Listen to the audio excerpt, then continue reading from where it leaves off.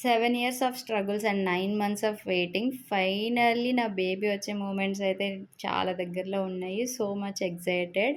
And అలాగే baby gender కూడా అసల ఎవరు పుడతారా అని చెప్పేసి చాలా ఎక్సైటెడ్‌గా వెయిట్ చేస్తున్నాను. బాబా, పాప అని చెప్పేసి.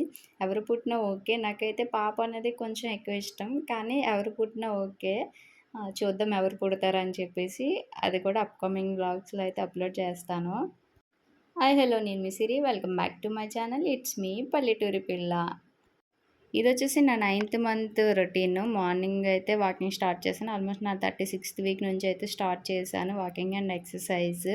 మేబీ నార్మల్ అవుతుందేమో అని చెప్పేసి ట్రై చేస్తున్నాను. అవ్వకపోయినా సరే ఓకే. నాకు బేబీ సేఫ్గా డెలివరీ అయితే చాలు. బట్ నా వంతు ప్రయత్నం అయితే చేయాలి కదా. సో అందుకనే వాకింగ్ అయితే స్టార్ట్ చేశాను. వాకింగ్ అండ్ ఎక్సర్సైజ్ చేసుకొని కిందకైతే వచ్చేసాను. ఇక ఫ్రెష్ అయ్యి బ్రేక్‌ఫాస్ట్ చేద్దాం అనుకుంటున్నా.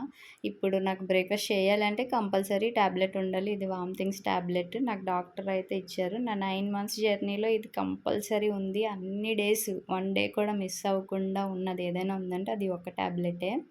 ఈ టాబ్లెట్ లేకుండా నేను ఒకవేళ ఈవెన్ వాటర్ తాగినా సరే నాకు వామిటింగ్ అయిపోయేది. ఇంకా డే అంతా అలాగే ఉంటుంది. సో, అందుకే కంపల్సరీ టాబ్లెట్ ఉండాలి. అలా అని చెప్పేసి నేను ఆ టాబ్లెట్ నేమ్స్ అవేమీ చూపించను. ఎందుకనంటే ఎవరైనా రాంగ్‌గా మళ్ళీ అది తీసుకొని వేసుకుంటారు కదా! అలాంటి సింప్టమ్స్ ఉండేవాళ్ళు. అలా చేయకండి. మీ డాక్టర్ ఏదైతే మీకు ఇస్తారో అదే మీరు యూజ్ చేయండి. ఎవరిది చూసైతే వీడియోస్ చూసి ఆన్‌లైన్‌లో చూసైతే అలాంటి టాబ్లెట్స్ ప్రెగ్నెన్సీ టైంలో మెయిన్‌గా యూజ్ చేయకండి. నా బ్రేక్‌ఫాస్ట్‌లో స్టార్టింగ్ నేను తీసుకునేదొచ్చేసి రాగి జావా. కంపల్సరీగా నా 9th మంత్ స్టార్టింగ్ నుంచి నేనైతే రాగి జావా అనేది నా మీల్‌లో అయితే ఇంక్లూడ్ చేసుకున్నాను. అండ్ ఫస్టే తీసుకుంటున్నాను కూడా.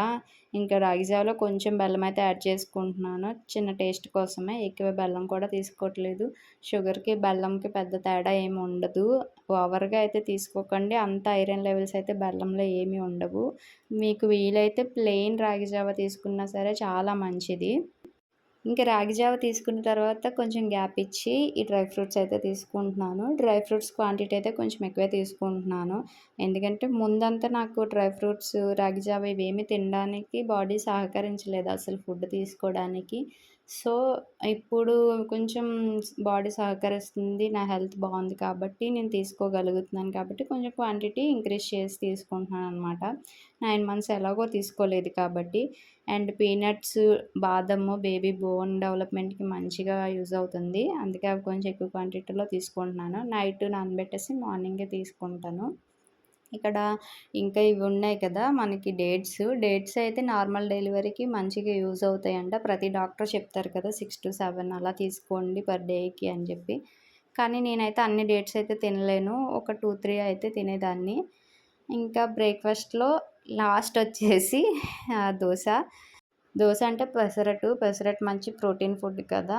నేను మాక్సిమం నా ప్రెగ్నెన్సీలో తిన్న కొద్దిగా అయినా సరే హెల్తీ ఫుడ్ తినడానికే ట్రై చేశాను.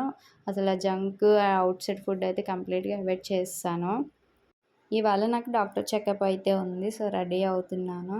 ఇంకా కోకోనట్ వాటర్ అండ్ అలాగే వాటర్ అయితే ప్యాక్ చేసుకున్నాను. ఒక 2 ఫ్రూట్స్ అయితే పెట్టుకున్నాను. లేట్ అయితే యూజ్ అవుతది కాబట్టి. అండ్ నేను వెళ్ళేది మా గవర్నమెంట్ హాస్పిటల్ కాబట్టి శారీ అయితే కంపల్సరీ ఉండాలి.